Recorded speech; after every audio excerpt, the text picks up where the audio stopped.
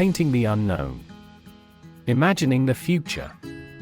Let your mind experiment and experience more possibilities in time and space. I'm Shuiwa. Welcome to Shuiwa Science Fiction Stories.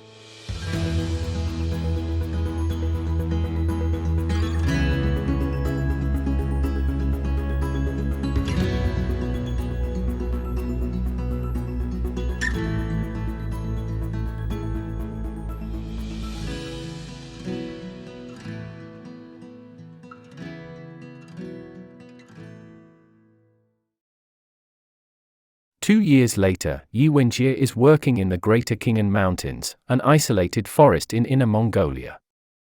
Ye Wenjie is helping cut down trees to make grain fields as part of the government's production and construction corps. As she sees the trees fall, she is haunted by memories of her father's death. The scale of the deforestation makes the events of the Cultural Revolution feel small and unimportant. Ye reflects that this massive environmental destruction is a kind of madness. Ye Wenjie is stopped in her thoughts by Bai Mulin, a reporter for the core newspaper.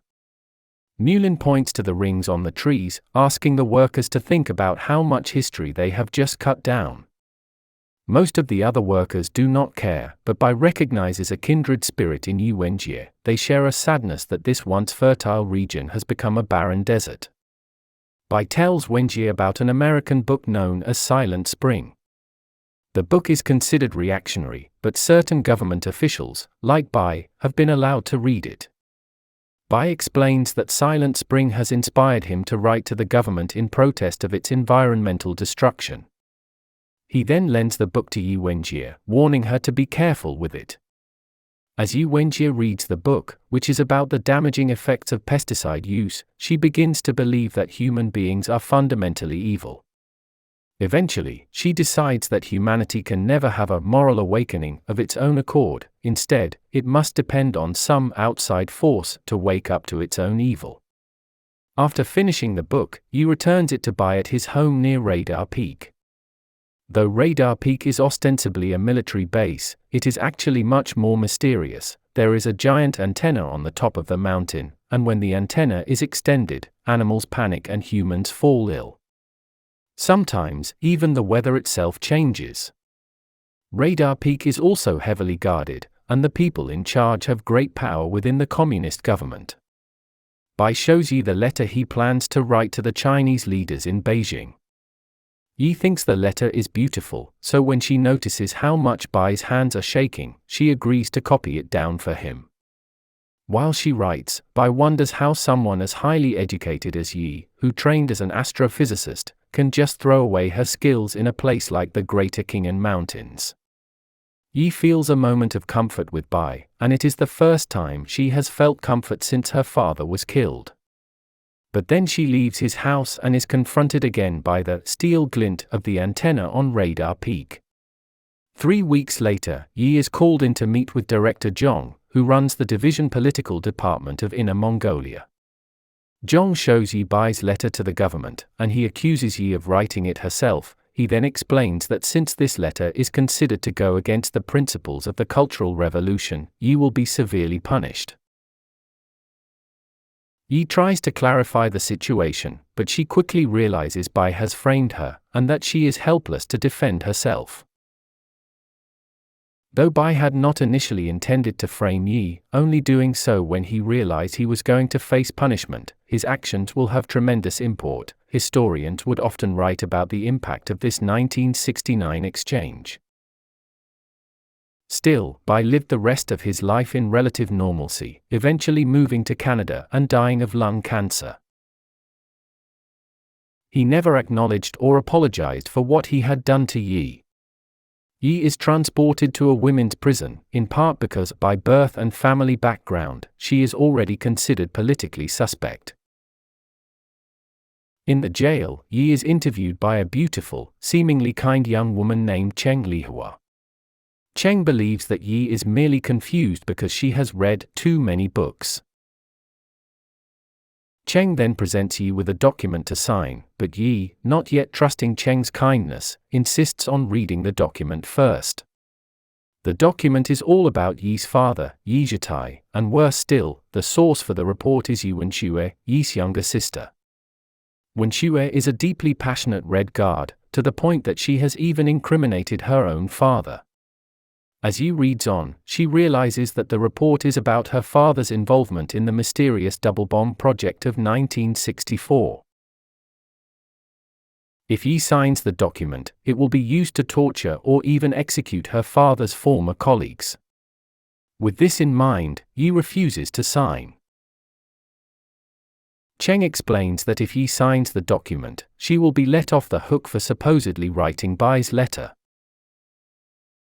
However, if Ye does not sign, she will be prosecuted as an active counter-revolutionary and will face cruel punishment. Still, Ye will not sign. Frustrated, Cheng grabs a bucket of cold water and pours it all over Ye. In the cold air of the Inner Mongolian winter, Ye begins to get so chilly that she starts to hallucinate. First, Ye sees her sister, Wenjie, waving a flag on top of a building. Ye recalls that Wenjie was killed 2 years ago in a conflict between Red Guard factions. Ye then pictures Bai Mulin, Cheng, and her mother Shaolin waving the flag. And then she blacks out. One of the major goals of the Cultural Revolution was to increase China's industrial production, which in practice often meant widespread deforestation and development. Ye's rich imagery links the harm human beings are doing to their environment to the harm they are doing to each other, and more specifically, Ye's experience of personal loss now shapes the way she sees everything, from the natural environment to the political actions around her. Silent Spring, written by environmentalist Rachel Carson in 1962, focused on the negative effects of pesticide use, particularly as it impacted animals. The book was tremendously influential in the United States, which is probably one of the reasons it was considered so controversial in communist China. The fact that Bai Mulin trusts Ye with such an illicit item also seems to signal a degree of connection and understanding between the two characters. This passage marks a critical turning point in Ye's thinking. After having been personally disillusioned by what happened to her father, Ye now loses faith in humanity entirely. But rather than driving her to religion or spiritual belief, Ye's desire for an outside force will later push her in a more scientific, and more dangerous, direction. Tellingly, the most important thing on Radar Peak is an antenna. Antennas are typically used for communication across long distances, and so the fact that this antenna is so heavily guarded suggests that some kind of top-secret communication is occurring here. This passage juxtaposes two different forms of communication, the letter writing, which represents intimacy and comfort, and the steel glint of the antenna, which signals danger and the unknown. This juxtaposition perhaps reflects the reality that every time Ye starts to find real, human connection with someone, that connection is overshadowed by the more mysterious form of contact happening on Radar Peak. This betrayal is particularly devastating because Bai was the first person Ye had been able to trust since her mother betrayed her father. It is particularly interesting that Bai does not seem like a fundamentally evil man. Indeed, rather than vilifying Bai, the novel suggests that the pain he causes is another ripple effect of the Cultural Revolution. Betrayal is necessary for survival. Throughout the novel, various characters reflect on their own individual impact on the world. But though Bai's actions would change the course of Ye Wenjie's life, which, in turn, would shape all of human history, Bai himself is completely unremarkable. Thus the gap between an individual's actions and the effect of those actions emerges with particular force here. Even the most average people can have extraordinary impact. Though Ye Wenjie does not have quite her father's extensive background in academia, her own time as a college student is enough to automatically make her suspect. And just as Ye is distrusted by most people around her, she now begins to distrust everyone and everything, as can be seen in her skepticism of Cheng Lihua's seeming kindness.